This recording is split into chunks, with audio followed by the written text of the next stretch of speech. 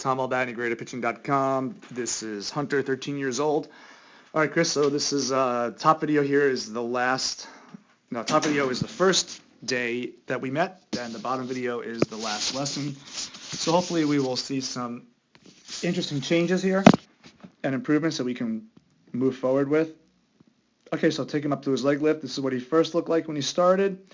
Very traditional, very conventional, getting in the leg lift up, the leg lift up, head balanced over the body, not too much inside movement of the line here. Hips aren't really moving out. Back hip is, behind the line. So we want to see that body. We want to see the hips inside that line as the leg is lifting up. Let's see what he does here 5 weeks later. Now you'll notice he doesn't bring the leg up as much because I think what he's focusing on here is getting some momentum.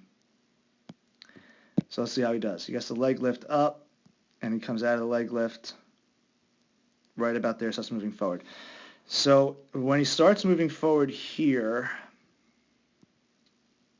see how much longer it takes him to get going? Okay, so the legs start to move there. His leg starts to separate. His front leg starts to move out, and his head is still on that line. Now in this video, the bottom here, once his leg starts to move out, you'll see how his head starts to go with it.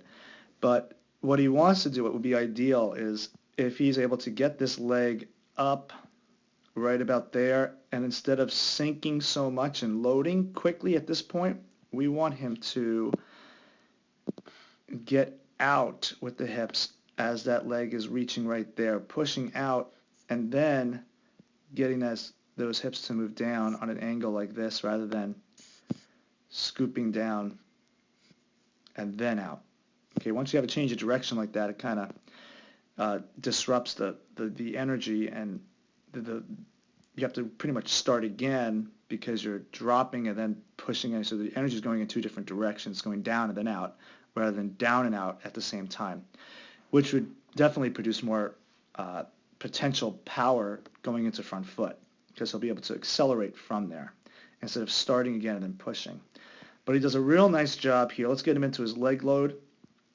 Back leg load. He loads here, and you'll notice that he's pretty tall in the top video. Down here, he's got a real nice leg flex, and the ability now to push from that leg flex into extension will accelerate his body into front foot plant a lot more effectively than the the top video here, the old one.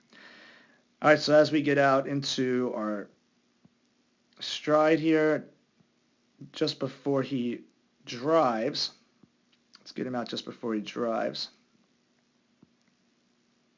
All right, so right about here is where his leg drive would start. So his force vector here, which is important, let's take a look at the angle of the leg. I lost my angle tool. Okay, here we go. About 55. Here he's about 48. All right, so it's about 7-degree difference there, which is real nice. Now he's in a position where he can drive those forces horizontally or linear down the mound. So if I were to draw a line from his ankle knee to hip, ankle knee, you can see the difference of that angle. There he'll be able to now drive through, land with some more power into front foot. So good job loading that back leg. He does have a little bit of some early torsion of the back knee, how it sinks in there. In the top video too, he does the same thing. That'll come in time. That's a power issue, and that's a strength issue and stability in that knee. Want to keep that knee out so we can push farther and accelerate even faster if the knee is torqued rather than caving in. Okay, so let's get him now into front foot plant. Let's see what happens here. We get him into landing, and he braces up right about there. Let's get him into landing here, and he braces up when the knee stops right there. Okay, so let's take a look at his force vector here on his front leg. Looks like there's a little difference here too. It'll be about 95.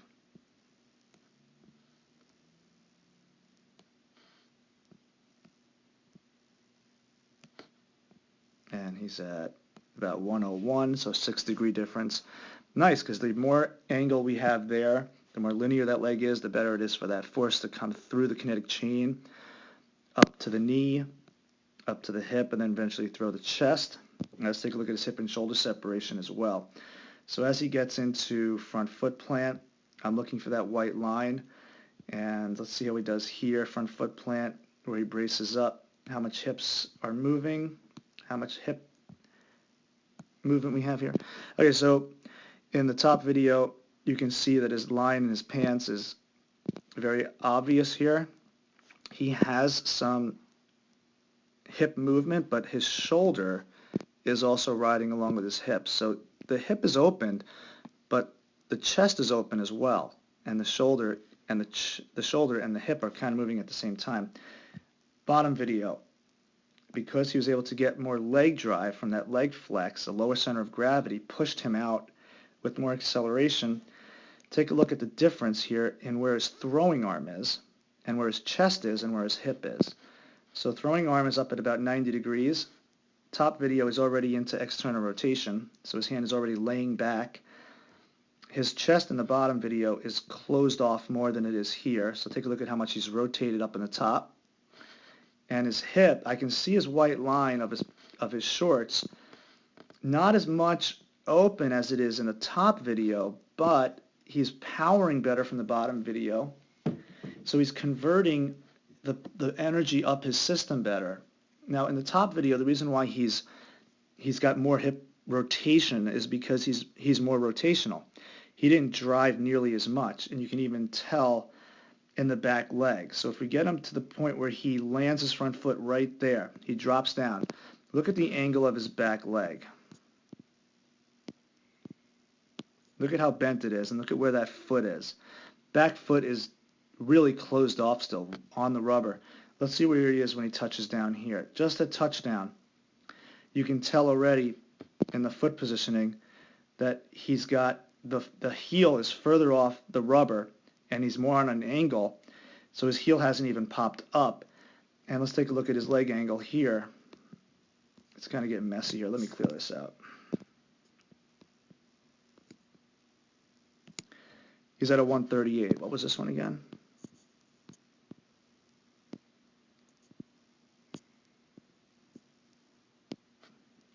This is not even 130. This is better than that.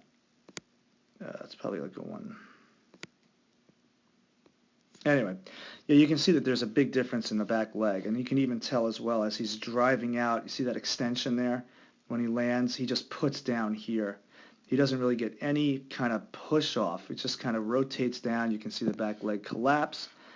This leg collapses a little bit, but it also extends, so he's getting more power into the front foot. And again, that's going to convert up the kinetic chain, and it's going to throw his chest out more. Okay, let's see how well the lower body converted to the upper body. So let's take a look at the bottom video. He lands, he pushes through, he braces up a little bit better, he gets into full external rotation. Let's see where he is at full external rotation here. Take a look at the angle of the trunk, because this is where now the trunk will react to the leg power, 75 degrees. And here we're at 70. 5-degree difference of trunk lean, which is excellent. That means his chest is coming forward more. Let's get him into full ball release. Ball release. I'm just going to go right along his back this time towards his chin. 57 degrees. And I'm going to go along his back to his chin.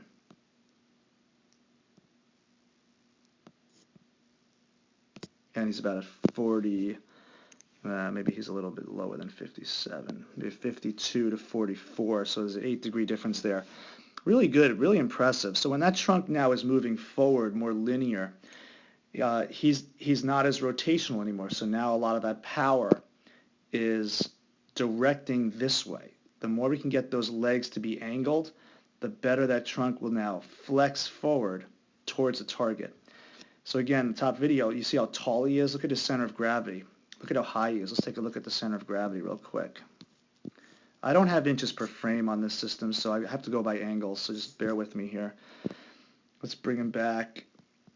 I want to just take a look at front foot plant, how much that back hip is off the mat. And of course, the bigger the angle, the more that he's gone. 49.53. So 53.49. Good. It's a 4-degree angle difference, which means he's out further. His center of gravity is lower. Look at the difference in the back leg flex again. There's a lot of flexion there. There's a lot more extension here. So again, to quickly recap, he's getting a better leg load. He's even shifting his weight a little bit better. He can definitely get a first movement. He can get more momentum off that first movement, and that'll come. It's a coordination issue there. It's tough to break that old pattern, but once he gets it, he'll never go back to this traditional up and down stuff. Great flex in the back leg, more power, more extension, a little bit of a longer stride. Back foot activating a lot better. It's not popping off the mount. He's digging those toes in and really pushing and rolling. Better leg extension in the back. He's closed off better at front foot plant, so he's not throwing the ball as early as he is in this video up at the top, where he's already into external rotation when he braces the front knee. So he's getting more chest thrust, better angle at full external rotation, better angle with the trunk at ball release. He's got a great front leg in both videos. So basically overall, because he's loading the back leg better and moving quicker, the body, and getting those hips out further, he's lowering his center of gravity, interacting with the ground forces a lot better, pushing those forces up. He's got a great front leg, so he's able to drive that forces back up the body from the front side, and he's able to stay closed off a little bit more. We can still work on keeping that glove up more and staying closed off even later and driving even a little later. But good improvements in 5 weeks. Man, it's only 5 weeks of work.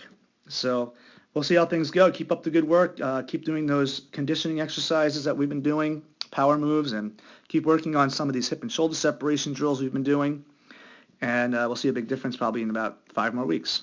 All right, I'll put this up.